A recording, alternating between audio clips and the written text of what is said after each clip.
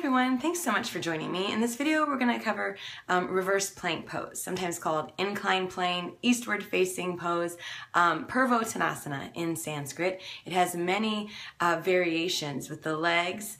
I'll show just a few of them. You might find it handy to have a block.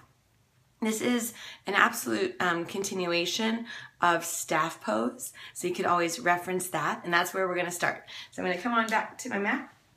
And just starting out with the legs out in front of you, okay? And we have a slight internal rotation of the thighs, okay? Definite length to the spine.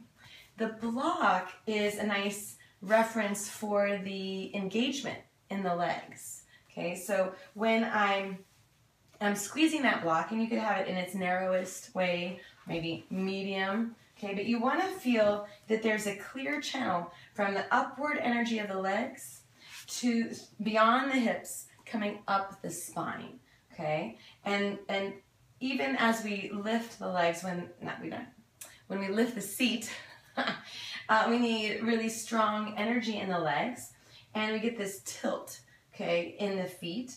Still rooting across the balls of the feet, across the heels of the feet as evenly as possible.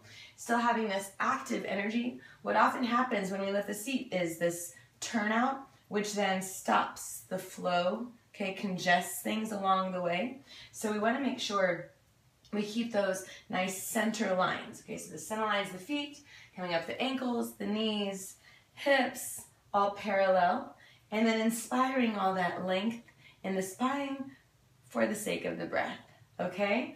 As there's this slight internal rotation here to keep the legs neutral, okay? As we take the arms back behind, there's an internal rotation at the arms, okay? At the head of the arm bone, in the shoulder joint, just enough that it feels snug, okay, and supported. It doesn't cut off circulation. Sometimes when people come into this, they have the opposite. They have a slight external rotation, which very quickly makes their arms feel numb.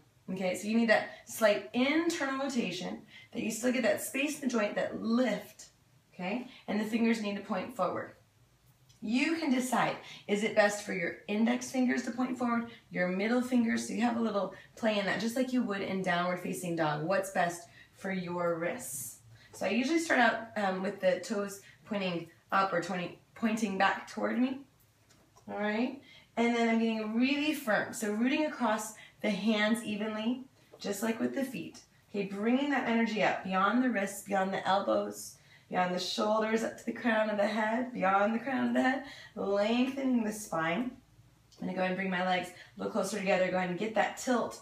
Once I lift my seat, I might even shorten the stance just a little bit, but I have my hands a little bit further back behind than staff pose, okay? So lengthening, lifting to neutral. Okay, it's easy for those of us who love back bends, you know, to lift up a little higher, but it really is meant to be more of a neutral position. I'm just reaching across the balls of the feet.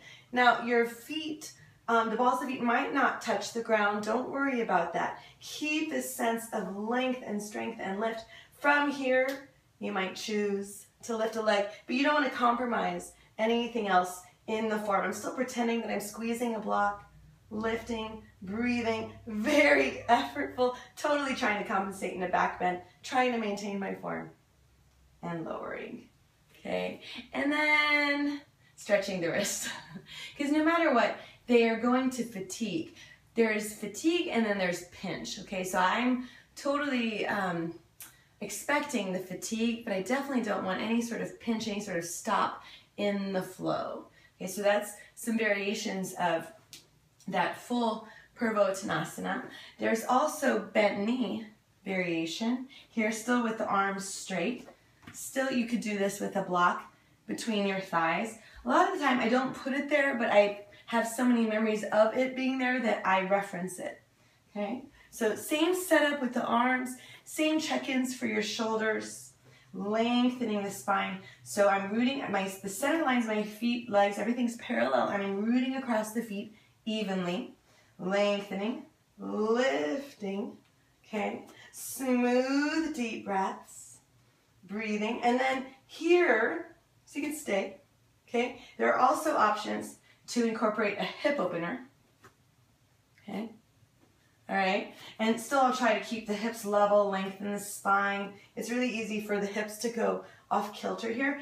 Even though my right leg is in external rotation, my left leg is neutral, I'm still going to visualize that block in between the thighs, okay?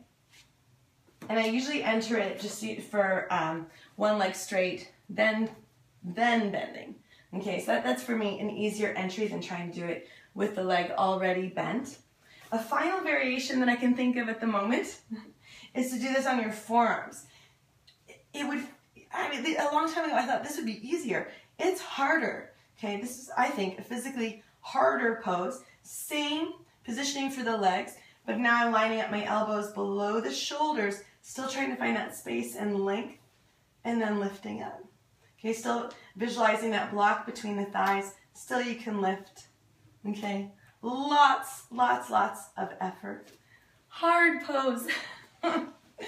So there we go. There's the many named pose. Okay, I hope that this was helpful. I'd love to hear from you. Have a wonderful day. Namaste.